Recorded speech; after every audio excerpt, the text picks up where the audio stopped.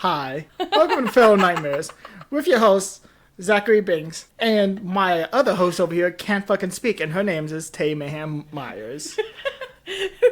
We have gone through it this morning. You have gone through it this morning. I have gone through it this morning. Look, that man has only been awake for an hour and a half. I am not that much better. I drank a pot of coffee. I haven't. I've been up since like 7. Lucky He woke bitch. up at 10:05. So, I am too tired for this. well, we have to do this. Yes, we do. So, Yeah. all right. You want to just jump straight into it because Yeah, you're too tired for this. So, Your husband full on, drained me. he rage baited you into exhaustion.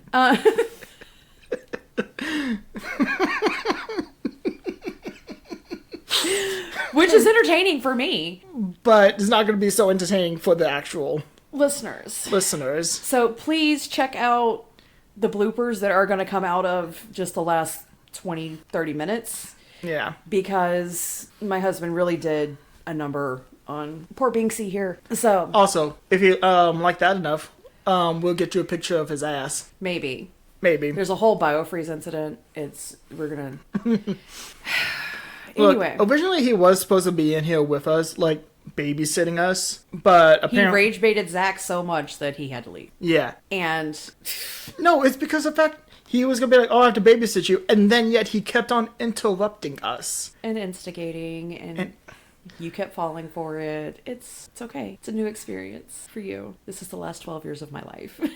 All right, are you ready to hear about, like, my fucking idol? I want to be her when I grow up. Yes, let's hear about your idol. Okay, so I am going to deviate a little bit from the true crime. There is the possibility that a crime was committed, but there's no proof. Okay. So I am going to take us way back in time to, let's see, what year is it? Mid-1800s. Like, when you said, I'm going to take us way back, I was expecting to hear, like, 1970 something. I was about to laugh. Let's put it this way. This woman was born in 1783. Nice. So, good on her. And this is Hannah Cranna, the Witch of Monroe County. Hannah Cranna? Hannah Cranna. So, basically, I'm going to kind of give you a little bit of information about her. Alrighty. All right. A little backstory. So, her actual name is Hannah Hovey. She was married to Captain Hovey, whose name is either Joseph, James, or John. I have found 3 different sources, but her tombstone says wife of Captain Joseph Hovey. So I'm going with that one. Birth year, I've gotten multiple different numbers on when she was actually born, so we're going with 1783. But apparently she was a woman very much after my own heart, where people relied on her husband to keep her in check. That is not like you. Whenever has your husband... Okay, I did not say that correctly. When has your husband ever fully kept you in check, besides the in-laws? That's the only time he has to. I have a very short temper. And, I'm also his ride or die, so he can call, no questions asked, I'm showing up. Like, the only question is, whose car are we going to take? That's mine and his relationship. The people in Monroe County, Connecticut, kind of, like, especially for this time period, right? Very church is the center of everything, very submissive women, husband is the head, and bullshit. But it's how it worked back then, whether I like it or not. Her husband was a ship captain, so he would be gone, and she would have to handle shit on her own. And it takes, a certain type of woman to be able to do that. A badass bitch. A badass bitch. So one story I read said that about a year after they got married, he ended up shipwrecked for 6 years. And she had literally just given birth to their first child. And he gets shipwrecked for 6 years. Found it in one source. Shipwrecked. He comes back and that was... Yeah. And I also want to say this same source said that they got married in 1783. But everything else says... And literally her tombstone says she was born in 1783. There's a lot of conflicting information, and what sucks is this was from the Monroe Historical Society's website. I'm like, I need y'all to double check some information here. I need y'all to fact check yourselves. Right. And they put it out for Women's History Month because they're like, this woman was a local legend and still is. They still talk about her. So basically, she was a woman who was used to being left to her own devices. She had the protection of a husband, but he was rarely there. And, couple of different sources I've said, that, the good captain enjoyed his drink. Oh, Captain, my captain. Right. He enjoyed a drink. Or 12. Or 15. You know. Okay, but why did you go with 12 and like not a multiple of 5? I'm sorry, that gets on my nerves a little bit. Look, her husband tried my patience. Now you're going to try mine. I'm trying yours. And anyway. And then you're going to try your husband's patient. It's a circle. It's a circle. No. Come on, do it. Anyway. He had a bit of a drinking problem as far as Alky? Hannah was concerned. He was an alky. Maybe, maybe not. I mean... Maybe not. Not a whole lot of information about that. So, Hannah was used to being left on her own. Fend for yourself. I'll be back eventually. But the people in town were very much of her husband controls her. Her husband keeps her in check. Her husband might as well be a saint. She's such a difficult woman. Saying that to the woman whose husband is gone most of the time and she is left to her own devices. Yeah. It sounds like he knew what he was marrying. And just like, you know what? You go, girl. You do you, boo. You do you, boo. So, sadly, as things happen, Captain, my captain, tragically dies. Couple of different theories as to what actually happened. Because there's reports, he knew every inch of his property. There's no way he would have just walked off that cliff. A cliff? Yeah. Like he fell off. Oh, how we like to do it. Yeah. He bounced. A bitch bounced. Anyway, so he mysteriously walks off the cliff, like a 60 foot cliff. I can't remember which one. And some people say it's because he was drunk. There was some reports that he was feeling kind of disoriented and dizzy prior to leaving his home that night. And others say that his wife used her magic to cast a spell on him where he thought he was just walking across the yard and not off a cliff. Wow, a strong, independent woman. Blame her for magic. So, no, like, the motherfucking... At this point, a legend is born. All right? Because he's a very well-respected man. Everybody's like, hey, he keeps Hannah in check, right? And they're all, mourning his death. But then, of course, like, the gossip starts. He knew every inch of that property. He knew every dip in the land. He knew the... No, like, to me, it just sounds like they're just making shit up to frame her because they all just don't like her. So, what did not help, and they're literally, like, gossiping, and what did not help the situation is because Hannah was used to being on her own. She was not trying to throw herself into the grave with him. She was not a sobbing mess. She wasn't sobbing, Captain, my captain, none of that shit. Okay? She was like, fuck. God damn it. He did. But everybody looked at that like, oh, she had something to do with it. No emotions. Whatever. So. Like, to me, it just sounds like, damn, I lost my safety net. Son of a bitch. Son of a bitch. I don't know if it was a love match. I can't find anything about their marriage other than that he was gone and they potentially had 5 children.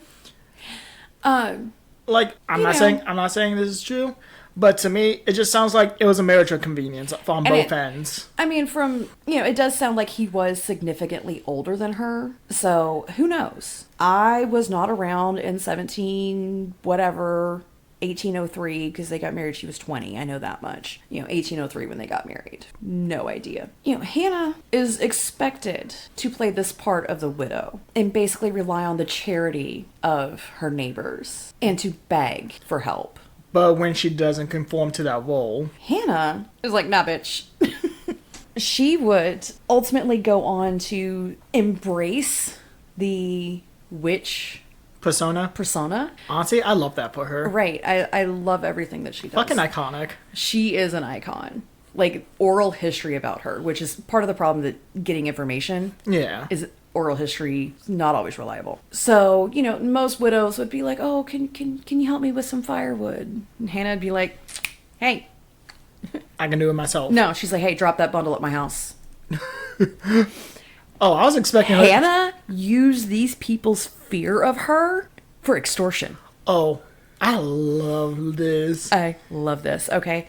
So, she would sit on her front porch, weather permitting, in a high back chair, draped in a bunch of shawls because her clothes, she refused to buy new clothes or make new clothes. So if things got like ratty, she just wore it and just like layered. But she would sit on her front porch in this high back chair and watch down on the road because her house was set up on this ridge. And she would watch people coming and going. And if she's seen someone coming, that had a load of firewood, be like, hey, you. She would go down and tell them, hey, leave me some of that. And if they refused her, she'd be like, okay, we'll see what happens. And walk back up to her house. It's like, your funeral. Horse might go lame on the way home. Wheel might break on the wagon. Pure coincidence of shit. But the townspeople, she literally lived rent-free in their head. Don't you love it, living rent-free in someone's head? I love living rent-free in somebody's head. But she literally lived rent-free in their head. They were so scared of her. They even, at one point, she was nicknamed the Queen of the Valley.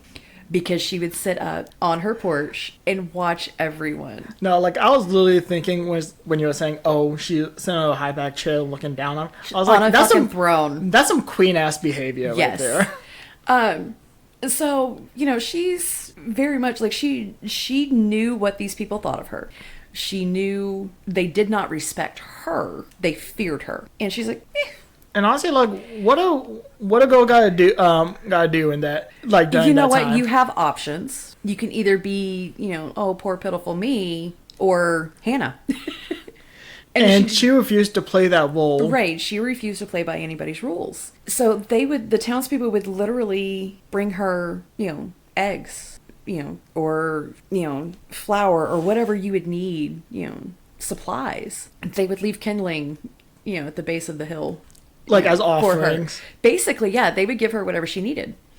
And no one was safe because she would walk into your house like she owned the place.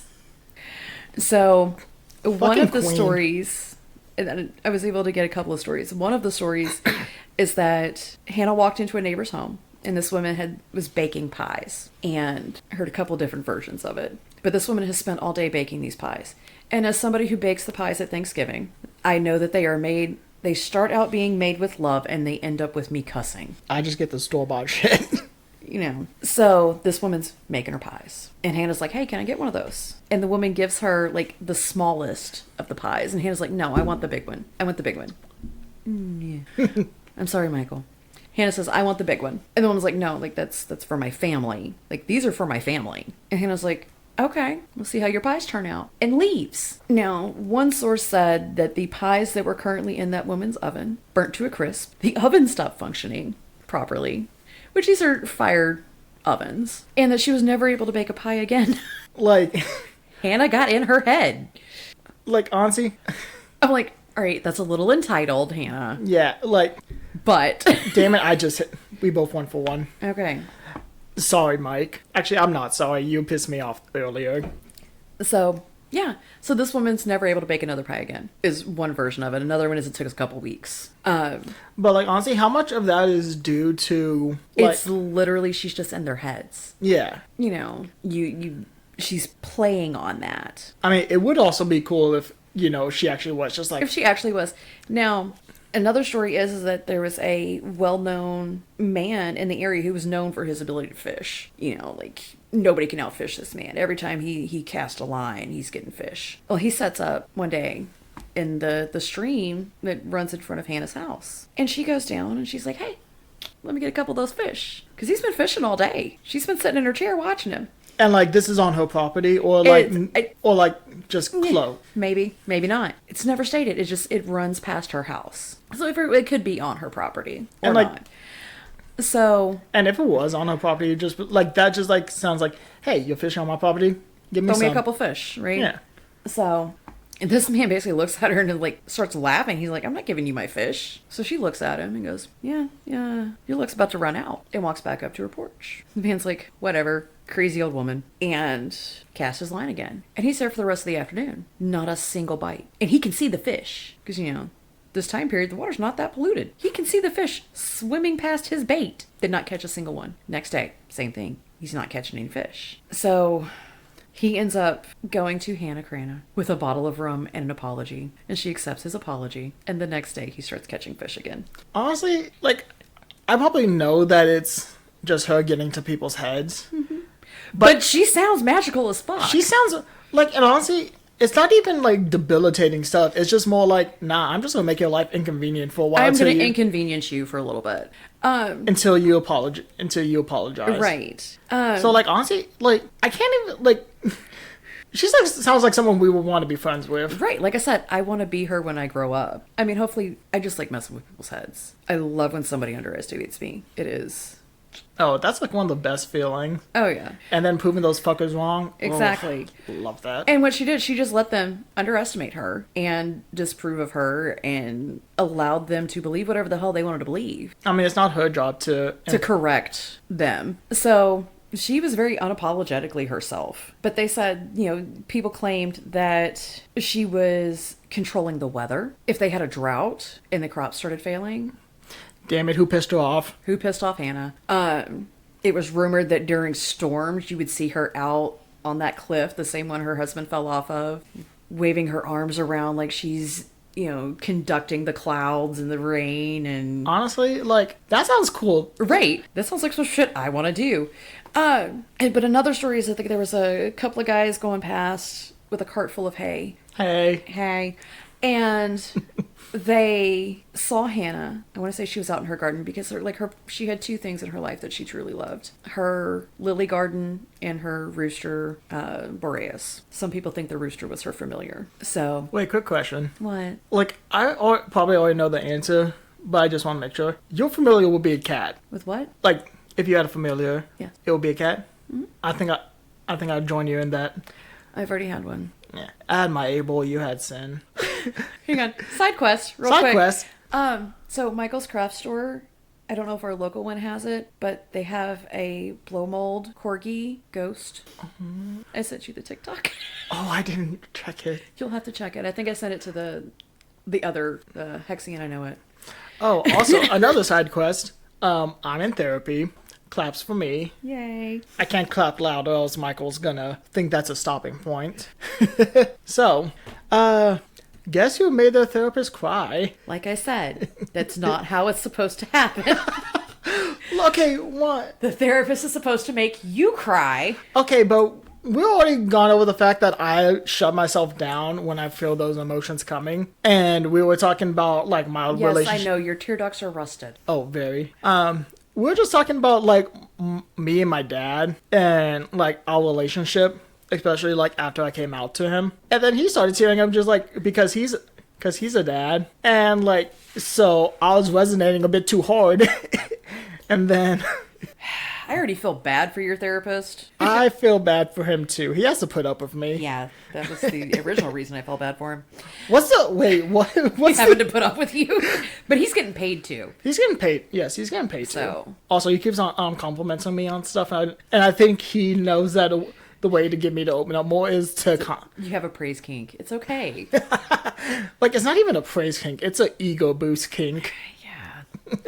And then I get to smack that shit down. No, like, that is honestly the best way to deal with me. Boost my ego and then humble me. Like, else I'll become insufferable. Trust me, he does. Yeah. But anyways, really does.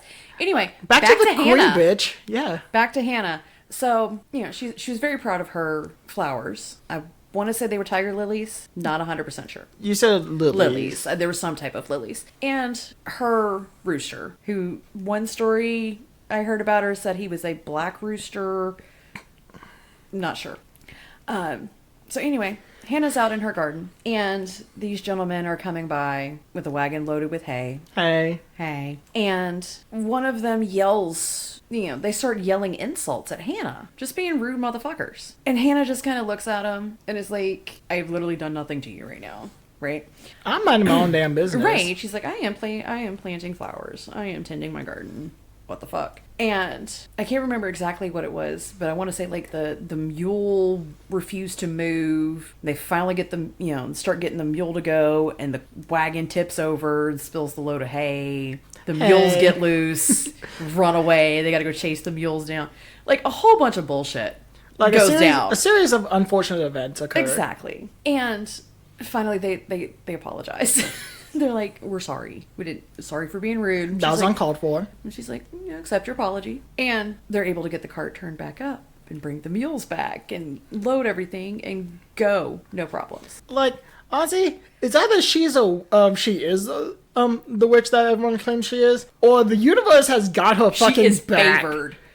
So, and this is the kind of stuff that you would hear, like somebody, had crossed her over like a land dispute. And she's like, fuck your potatoes. He was a farmer. He goes out the next morning, his entire crop blighted. And he's like, what did you do to me? Like, apologizes. And she's like, okay, this is what you do. Next year you plant, wheat. And he's like, okay. So the next year he plants the wheat. And then one night, just after planting, he hears a noise outside and goes to investigate. And he looks and his entire field is like 3-4 foot high already. And he's standing there like, what the fuck? And here comes Hannah walking out of the wheat. Just like nods and dips. So these are the stories about her. Like, there's a clear theme, like, someone crosses her, like, when she's doing nothing wrong, and then they apologize, and then she's like, I also forgive Basically, if you treat me good, I'm gonna treat you good. I'm gonna treat you good. If you disrespect me, I'm gonna... But now, going back to the pies, like, her sense of justice is a little off. Okay, that one, but then again, you said all these are more word of mouth. Yeah, this is all passed down oral history. So, like, honestly, that one could just be, like, a story, because all the other ones, it's something, like, legitimately, like... legitimate, situations. And then that just one is, her just... Right. Like, honestly, that just sounds like, a smear That sounds campaign. like a petty Betty. Yeah. But, like I said, she lived rent-free in their heads. And basically, in their minds, as long as they did her bidding, gave her whatever she wanted, things would be fine. And she really had them, basically I wrote it down as compliance by coincidence. Because milk is going to spoil. Your farming's a crapshoot. Your horse might go lame. You might break a wheel on the wagon. Like, shit's going to happen. Yeah. But she became that, like, scapegoat for anything that went wrong. And they knew as long as you made Hannah happy, everything would be okay. Yeah. So they really did. And, more power to her. She found a way. But, she really was kind of a force to be reckoned with. Yeah. As a person. I feel like she was probably very opinionated, mildly entitled, very much a independent, strong woman. Wow, sounds like someone I know. Hey. Except, like, minus the, like, entitled, because you don't really give off entitled. You don't give off entitled. I work for everything I have. So, years go on, and Hannah takes on the appearance of, like, that traditional evil witch look. Okay? Like, instead of trying to dissuade him, she plays into it. Well, physically, like, she's aging. Okay? Oh, yeah, that's also a factor. So, she's kind of stooped over. Her skin, is very wrinkled. She dresses in the rags because she's like, fuck it. I ain't gotta look good for a man. And, the entire community fears her, right? So, 1859, 1860 rolls around. And, it's either, like, all I know is it was winter, and her grave says 1859, 1860. So it's not 100% sure the year. So she could have died, like, New Year's Eve and not been found until New Year's Day. Yeah. Kind of deal. But I want to say it was if not the day before, then a couple of days before she passed away. Her rooster died. Aw. And, like, she loved that rooster. And she ended up, summoning a neighbor and telling the neighbor, like, hey, I'm going to go soon. I'm going to be dead too. Rooster's gone. I'm going to kick him. I'm going with him. Right. And the next day she died. But before she died, she had told this neighbor her final wishes. And it was that her funeral, and basically she was to be carried from her home by hand to the cemetery. No carriage, no sled, no wagons, no carts, nothing. These men are going to carry me on their shoulders down this big ass hill into the valley to the cemetery. And she was not to be buried until after sunset. She knew what she wanted. So she passes away. The women in the town come, prepare her for burial. They get her in her coffin. And you notice, like, all of these stories, minus the pie lady, it was all men. Yeah. Right? So these geniuses are like, she can't do shit to us. She did. They're literally, I very much see them as the scene from The Wizard of Oz, Ding Dong, the witch is dead. Yeah. Munchkin Land dancing around and shit. So they decide, okay, it's cold. It's like December, January, February, maybe. We want to get this over as quick as we can. Get this over and done with. It's a heavy coffin. We don't want to carry it. Like, the road's a little slick. So they bring in a wagon that was converted to a sled. And they place her coffin in the back of this wagon. And they chain it down. Or, they put it in there. And as the horse starts to go, the coffin literally comes flying out of the back of this wagon. And supposedly slides all the way to her front door. And they're like, what the fuck? Hannah was like, nah. And so they're like, all right, they pick it up, they load it back in the wagon, they chain it down. And they're like, where are you going? Nowhere. They're like every dad with a ratchet strap. That ain't going nowhere. I got a story about that. So do I. Obviously, they didn't say the magic words, because just as the horse goes to take off, the coffin starts jumping around, breaks the chains, and comes flying out of the back of the wagon again. So they're like, the fuck? Nah, Hannah's like, I said what I said. And they keep doing this, and they get to the point where they're like, they load her back in the wagon, chain her ass down, and have grown men sitting on top of her coffin. She ain't gonna let no man keep her down. So, go to take off. You would have thought the men sitting on her coffin were riding a bull. She threw them bitches left and right, broke the chains, back on the ground again. So at this point, the men are like, all right, fuck it, fine. It's always men. Always the men. They pick up her coffin. They set it on their shoulders. They're all exhausted at this point because they've been fighting with a dead body in a coffin. And losing. Which is even funnier to me. And they carry her down the valley into her final resting place. And she is lowered into the ground just as the sun sets. They fill the hole in. They're making their way back, to the village. Making their way downtown. Yeah. And they notice a bright orange glow up on the ridge. And they look up, and Hannah's house is on fire. Some stories say it burned for a couple of days. Some say that it just, burned away completely in one night. Attempts were made to try and put the fire out. But when they went to her well was dry. So ultimately, the house burns down to foundation and chimney. That is it. And as soon as the house is no longer on fire, magically there's water in her well. And to this day they say you can still see her, because there are some remnants of the lily garden in her well, and you can still see her or her rooster up on that ridge. So this woman is iconic.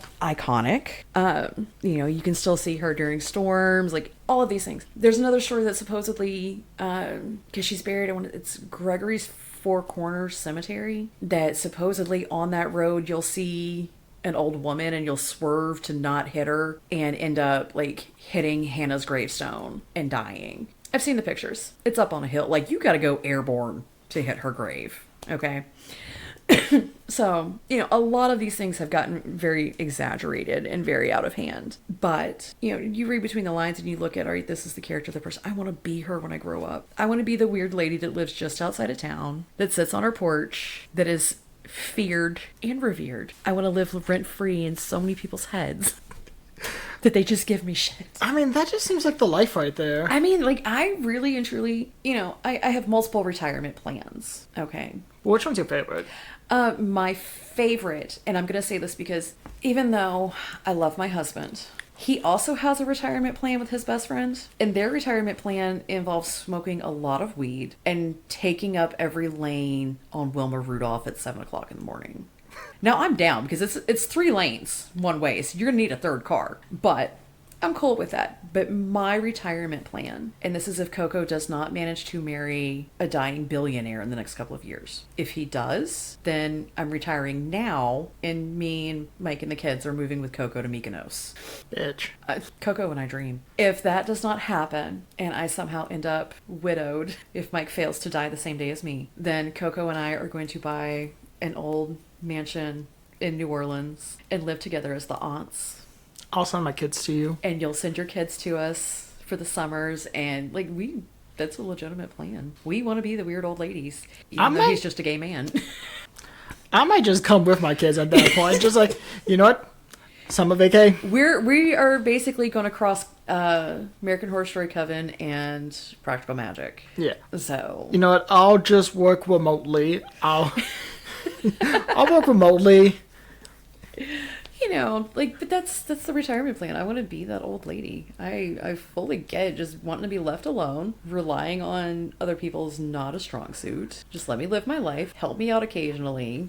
Like, honestly, Don't start no shit, won't be no shit. like, honestly, for me, my retirement plan, move out into the middle of the woods and become the Wizard of the Woods.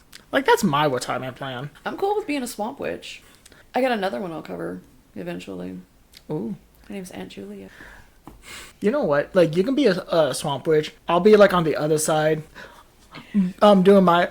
Look, you are talking to the person who has deep ancestral roots in Appalachia. I know some shit. I fully believe my grandfather's side there was definitely some granny witches in that side of the family. Look, my parents decided to keep a lot of my family history from me, so I don't even know much about my stuff. Like, I know some of the stuff from my grandpa, and one of the things is, of course, being in the South and being anywhere near North Carolina and Virginia and West Virginia and Tennessee, South Carolina, all of that. Everybody says, oh, one of our ancestors was a Cherokee princess. One, Cherokee didn't have that type of hierarchy. Yeah. And two, yeah, maybe not. But I doubt it's not some high-ranking member of a tribe. Yeah. But in my family, there is the story. And I cannot remember how many greats ago it was. Because it's my grandfather's either 2 or 3 times great-grandmother. Might only be 2. Not 100% sure. But she's the woman we get our eyes from. You know, the very distinct eyes that we have. But she was a full-blooded Cherokee woman who married a white man. And, you know, he went out hunting and left her home, you know, in their cabin in the mountains in freaking Appalachia. And she's in the cabin doing whatever, and hears something outside the door. And before, like, she kind of like looks out the window, and there's a bear on the front porch of her cabin, and she's by herself. I think this is why I'm the way I am, because this woman looks around and grabs a hatchet. That's all she has to defend herself with should this bear get through the door. Bear gets its paw up under the door. She chops the paw off. Bear runs away. She takes said paw, nails it to the front door to warn the other bears. Iconic. These are the people I come from. Look, I'm just saying, we still need to have a compound. That's also in one of the retirement plans. Yeah. But yes, I want to be the weird old lady. I'm already working on it. I'm already working on that. So. Yeah. But yeah, I want to be Hannah Cranna when I grow up. Yeah, that's a very, like, I love her. Like, I she's love very her. Like, the iconic. first time I heard about her, I was like, she's an icon. She is the witch to be. I love this for her. I love all of this. And, you know, because it is oral history, and it's, you know, this is one of the things that was annoying is, like, it's not written down. Yeah. It's just passed down, but it's still important. You know, she is a local legend 200 years after she was born. Yeah. You know, well, like 243 years after she was born. You know, Yeah. I'm not going to have that kind of legacy. I can hope. But just being unapologetically her. Yeah. So I will be her when I grow up. Yeah. And maybe before I grow up. But yes. So that was Hannah Cranna. Nice. Very nice. And We don't know how to close this out. I don't know how to close this out because she was just awesome. Yeah. So I'm just going to do an abrupt cut to ending. That's been the episode. You can check us out on socials at Instagram, Twitter, TikTok, Facebook, YouTube. At Feral Nightmares Podcast. Yeah. And shoot us an email. Seriously, people.